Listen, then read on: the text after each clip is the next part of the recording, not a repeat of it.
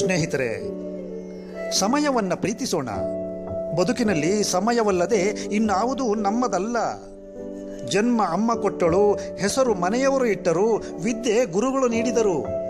ಸಂಬಂಧ ಬಂಧುಗಳದ್ದು, ಕೆಲಸ ಹಿರಿಯವರದ್ದು, ಕೊನೆಗೆ ಈ ದೇಹದ ಅಂತ್ಯವೋ ಇನ್ಯಾರೋ ಮುಗಿಸುತ್ತಾರೆ. ಈ ಪಯಣದಲ್ಲಿ ನಮ್ಮದು ಅಂತ ಇರೋದು ನಮಗಾಗಿ ಸಿಕ್ಕ ಸಮಯ ಮಾತ್ರ. ಸಮಯ ನಿಲ್ಲೋದಿಲ್ಲ, ಸಮಯ ನಿಲ್ಲಿಸಲು ಸಾಧ್ಯವಿಲ್ಲ, ಅದು ನಮ್ಮನ್ನೂ ನಿಲ್ಲಲು ಬಿಡೋದಿಲ್ಲ. ಕೆಲವೊಮ್ಮೆ ಕೆಲವರ ಸಮಯ ಸರಿ ಇರೋದಿಲ್ಲ. ಯಾರ ಸಮಯ ಸರಿ ಇಲ್ಲವೋ ಅಂಥವರೊಂದಿಗೆ ಖಂಡಿತ ಆಪ್ತರಾಗೋಣ. ಯಾರ ನಿಯತ್ತು ಸರಿ ಇಲ್ಲವೋ ಅಂಥವರಿಂದ ಖಂಡಿತ ದೂರವೇ ಇದ್ದು ಬಿಡೋಣ. ಬಹಳ ಸಮಯದಿಂದ ಒಟ್ಟಿಗೆ ಇದ್ದೇವೆ ಅನ್ನೋದರಿಂದ ಉತ್ತಮ ಸಂಬಂಧ ಅಳೆಯುವಂತಿಲ್ಲ. ಬಹಳ ಸಮಯದಿಂದ ಎಷ್ಟು ಕಾಳಜಿ, ಪ್ರೀತಿ, ಗೌರವ ಹಂಚಿಕೊಂಡಿದ್ದೇವೆ ಅನ್ನೋದರಿಂದ ಉತ್ತಮ ಸಂಬಂಧ ಅಳೆಯಲು ಸಾಧ್ಯ. ರೂಪಾಯಿ ನೋಟನ್ನು ಬೆಳಕಿಗೆ ಹಿಡಿದು ಅಸಲಿಯೋ ನಕಲಿಯೋ ತಿಳಿಯಬಹುದು.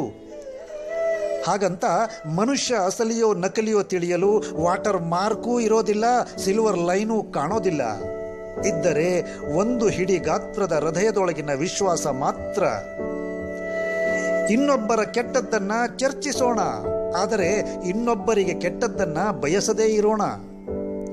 ಜೀವನದ ಎಲ್ಲ ಸುಖ ಹಣದಲ್ಲಿದೆ ಎಂದು ಅರಿತವರಿಂದ ಭ್ರಷ್ಟಾಚಾರ ನಡೆಯುತ್ತಲೇ ಇದೆ. ಜೀವನದ ಎಲ್ಲ ಸುಖ ಪ್ರೀತಿ, ಕರುಣೆ, ಮಮತೆಯಲ್ಲಿದೆ ಎಂದು ಅರಿತವರಿಂದ ಇಂದಿಗೂ ಶಿಷ್ಟಾಚಾರ ಚಾಲ್ತಿಯಲ್ಲಿದೆ. ಎಲ್ಲಿಯ ತನಕ ಎಲ್ಲವನ್ನ ಸಹಿಸಿ ಸುಮ್ಮನಿರುತ್ತೇವೋ ಅಲ್ಲಿಯ ತನಕ ನಾವು ಒಳ್ಳೆಯವರಾಗೇ ಇರುತ್ತೇವೆ. ಹಾಗೊಮ್ಮೆ ಅನುಭವಿಸಿದ ಅನ್ಯಾಯವನ್ನು ಬಾಯ್ಬಿಟ್ಟೆವೋ ಎಲ್ಲರಿಗಿಂತ ನಾವೇ ಹೆಚ್ಚು ಕೆಟ್ಟವರಾಗುತ್ತೇವೆ. ಅಸೂಯೆ ಪಡುವವರಿಗೆ ನಿದ್ರೆ ಬೀಳೋದಿಲ್ಲ, ಅಹಂಕಾರ ಪಡುವವರಿಗೆ ಸ್ನೇಹಿತರು ಸಿಗೋದಿಲ್ಲ. ಇನ್ನು ಅನುಮಾನ ಪಡುವವರಿಗೆ ಜೀವನದ ಖುಷಿ ಅನುಭವಿಸಲು ಸಾಧ್ಯ ಆಗೋದಿಲ್ಲ.